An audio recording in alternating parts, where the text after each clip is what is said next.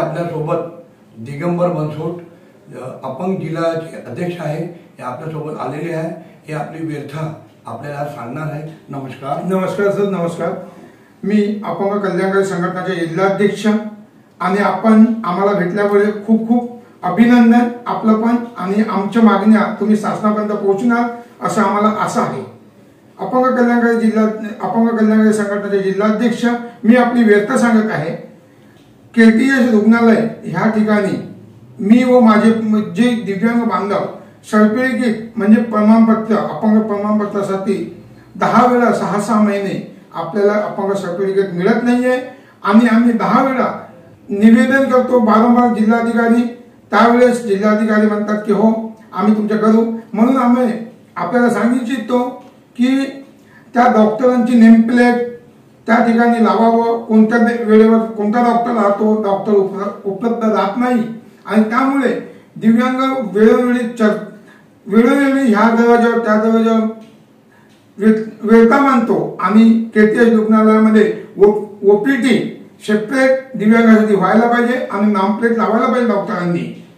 फक्त कागदावरती करता शासन अंमलबजावणी करत नाही आणि सांगायला गेलं तर समाज कल्याणची व्यथा अशी आहे की 5% निधी खर्च होत नाहीये आणि त्यामुळे आज 8 वर्ष झाली समाज कल्याण अधिकारी नाहीये आणि अधिकारी मागायला गेलं तर म्हणतात की आम्ही कुणाची सही घेऊ, परभारी सही करत नाहीये। त्यामुळे दिव्यांग वंचित राहतो योजनापासून आणि त्याला योजना मिळत नाहीये, अशी ही व्यथा आहे।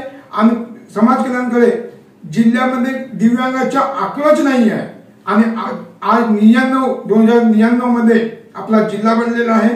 आज 20 वर्ष झालेला आहे तरी जनगणनेमध्ये दिव्यांगाचा आकडा नसल्यामुळे हे शोकांतिक आहे आणि म्हणून आज अपंग जागतिक दिवसाच्या निमित्ताने हा धिक्कार दिवस म्हणून आम्ही मानायला तयार आहे। शासनाने ते धिक्कार दिवस आहे आणि शासनाने सरसकट दिव्यांग दिवस मानायचा असेल तर शासनाने मानावं आणि त्यामुळे आपल्या जिल्ह्यामध्ये काही दिवसामध्ये बच्चू कडू ही आपल्या जिल्ह्यामध्ये भेट दिली असता सर्व पत्रकार परिषदेनी आणि सर्व लोकांनी बघितलेलं आहे।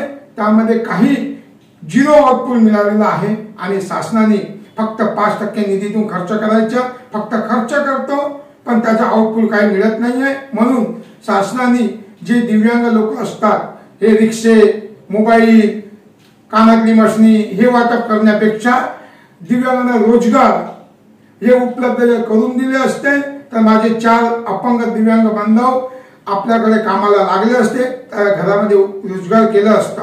पण समाज कल्याण म्हणतो की पंचायत समितीला आकडा मागतो, पंचायत समिती 10 वेळेस पत्र देतो पण पंचायत समिती काही करत नाहीये आणि नाकारलेला आहे। म्हणून आम्ही हा 3 डिसेंबर अपंग जागतिक दिवस न मानताना हा धिक्कार दिवस मानतो आणि आपला बहुसंख्याने आपला 3 डिसेंबरला बहुसंख्याने आपण साखळी उपोषण केलेलं आहे। म्हणून सर्व पत्रकार लोकांनी सुद्धा आम्हाला सहकार्य करावं एवढंच बोलून जय धन्यवादाची विनंती करून आम्हाला पगार पाडलेला आहे म्हणून आम्ही हा धिक्कार दिवस म्हणून मानतो। धन्यवाद। आज आपल्यासोबत मनमोकळेपणाने त्यांनी आपली योजनाचे कसे धिक्कार होता यावर सांगितले आहे।